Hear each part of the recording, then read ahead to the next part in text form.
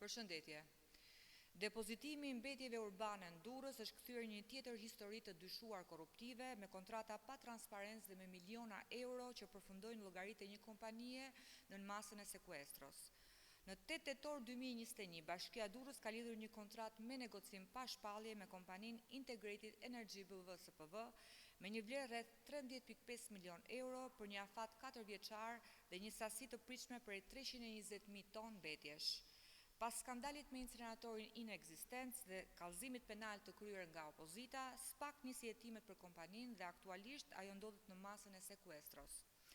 Pavarësisht kësaj situate, në 14 tetor 2025 Bashkia e Durrës shpalli sërish fituese të njëjtën kompani për një tjetër procedurë prokurimi, sërish me negocim pa shpallje me objekt depozitimi i mbetjeve urbane në Bashkinë e Durrësit dhe me fond limit rreth 6.2 milion euro, afati 3 vjet.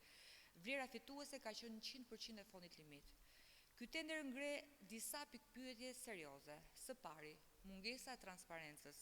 Nuk ka asnjë informacion mbi sasinë e pritshme të mbetjeve apo specifikime teknike të shërbimit. Së dyti, dyshime për abuzime me procedurat e prokurimit. Përdorimi i procedurës me negocim pa shpallje paraprake nuk justifikohet ligjërisht. Sipas neni 47 ligjit të prokurimit publik, kjo procedurë lejohet vetëm në raste të veçanta, si mungesa e ofertave të vlefshme, arsye teknike të pamundësisë konkurrencës apo nevoja ekstreme të paparashikuara. Asnjë nga këto kushte nuk është i zbatueshëm për rastin konkret. Së treti, mospërputhja financiare. Në kontratën e vitit 2021, vlera ishte rreth 2.8 milion euro në vit, ndërsa në 2025 shkon në 2 milion euro në vit.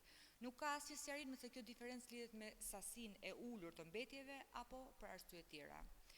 Partia Demokratike i kërkon SPAK-ut të hetojë me urgjencë të kontrata, të cilat sipas kontrollit lart të shtetit nuk garantojnë qëndrueshmëri financiare, pasi të ardhurat e krijuara nuk mbulojnë shpenzimet e shërbimit.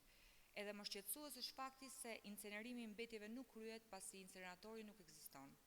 Kjo është një tjetër provë se si qeveria e Edi Ramës dhe bashkitë në drejtimin e tij veprojnë duke shpërdoruar fondet publike në shërbim të aferave korruptive dhe në kurrizë të qytetarëve. Faleminderit.